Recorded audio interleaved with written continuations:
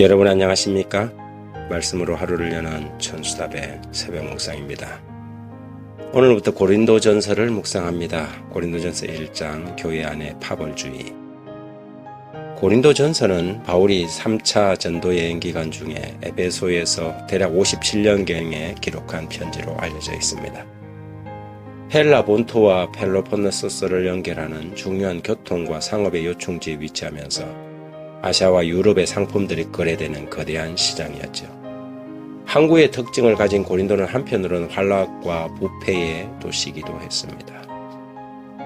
여기 재림교의 성경주석 고린도전서 서론에는 중요한 상업도시요 해상의 길목에 위치한 고린도에는 방탕함이 극심했던 나머지 그 도성의 이름은 음란의 대명사가 되기까지 했다. 고린도화하다라는 표현은 호사스럽게 방탕하다는 뜻이었다.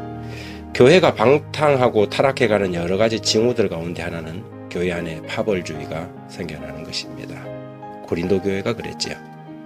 고린도전서 1장 10절부터 11절, 12절에 이렇게 기록합니다. 형제들아, 내가 우리 주 예수 그리스도의 이름으로 너희를 권하노니 모두가 같은 말을 하고 너희 가운데 분쟁 없이 같은 마음과 같은 뜻으로 온전히 합하라. 내 형제들아, 글로에의 지편으로 너희에게 대한 말이 내게 들리니 곧 너희 가운데 분쟁이 있다 하는 것이라. 내가 이것을 말하거니와 너희가 각각 이르되 나는 바울에게, 나는 아볼로에게, 나는 게바에게, 나는 그리스도에게 속한 자라 한다는 것이니. 교회 세속주의의 가장 대표적인 신뢰가 파벌입니다. 마치 세상의 어느 정치 집단들처럼 자신들이 선호하거나 따르는 지도자를 중심으로 뿔뿔이 흩어지는 것이지요. 목사파가 있고 장로파가 있고 또 어떤 외부의 다른 인사에 의해서 교회가 사당화되어 가는 것이지요. 교인들을 자신의 영향력 아래 두고자 계획하고 어떤 일을 꾸밀 때 그 사람을 절대 하나님의 일꾼으로 받아들여서는 안 됩니다. 고린도 교회가 바로 이런 위기에 처해 있었던 것입니다. 어떤 이는 바울을, 어떤 이는 아볼로를, 어떤 이는 게바와 그리스도를 따른다고 주장하였습니다. 이런 이야기들을 전해 들은 바울은 단호하게 교회 안에 있는 파벌주의를 책망하였습니다. 13절에 그리스도께서 어찌 나뉘었느냐? 바울이 너희를 위하여 십자가에 못 박혔으며 바울의 이름으로 너희가 침례를 받았느냐? 하나님의 거룩한 교회를 떠나서 어떤 개인이나 교주를 추종하는 것은 참으로 어리석은 짓입니다. 지나치게 어떤 개인을 좋아하거나 의지하는 것도 바람직하지 않지요. 바울도 게발도 아볼로도 모두 하나님의 도구요 연약한 사람일 뿐입니다.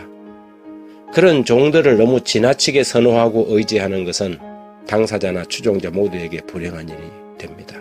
왜냐하면 그 당사자는 교만하게 될 것이고 추종자는 결국 상처를 받게 될 것이기 때문이지요.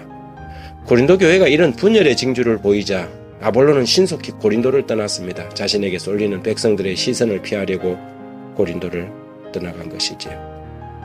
그는 자신이 그리스도의 영광을 가리는 가림막이 되기를 원하지 않았습니다. 이후에도 사도의 간곡한 권면에도 불구하고 아볼로는 고린도로 돌아가지 않았습니다. 파벌주의는 신속하게 교회를 망가뜨리고 분열하게 만드는 가장 위험한 사단의 공작입니다. 영적 지각력을 가진 성도들은 결코 파벌주의의 영향력 아래 들어가서는 안 될 것입니다. 어떤 개인이 자신의 지지 세력을 키우기에 애쓰는 것을 볼 때 저들은 원수의 책동을 간파하고 과감히 저들의 마술을 거부해야 할 것입니다. 그리고 기별자들과 개인적으로 친하고 좋아하는 것은 문제가 되지 않겠지만 지나치게 그런 사람들에게 의존하거나 마치 절대적 존재인 것처럼 추종하고 따르는 것은 절대 금해야 할 행동임을 잊지 말아야 할 것입니다. 고린도전서 1장 23절에 우리는 십자가에 못 박히신 그리스도를 전하니 유대인에게는 거리끼는 것이요 이방인에게는 미련한 것이로되 오직 부르심을 받은 자들에게는 유대인이나 헬라인이나 그리스도는 하나님의 능력이요 하나님의 지혜니라. 하나님 아버지, 넘어지는 울타리 같은 사람들을 의지하지 않게 해주십시오. 오직 하나님만이 우리의 유일한 섬길 분이 되게 하시고 예수 그리스도만이 우리의 유일한 주님이 되게 하옵소서.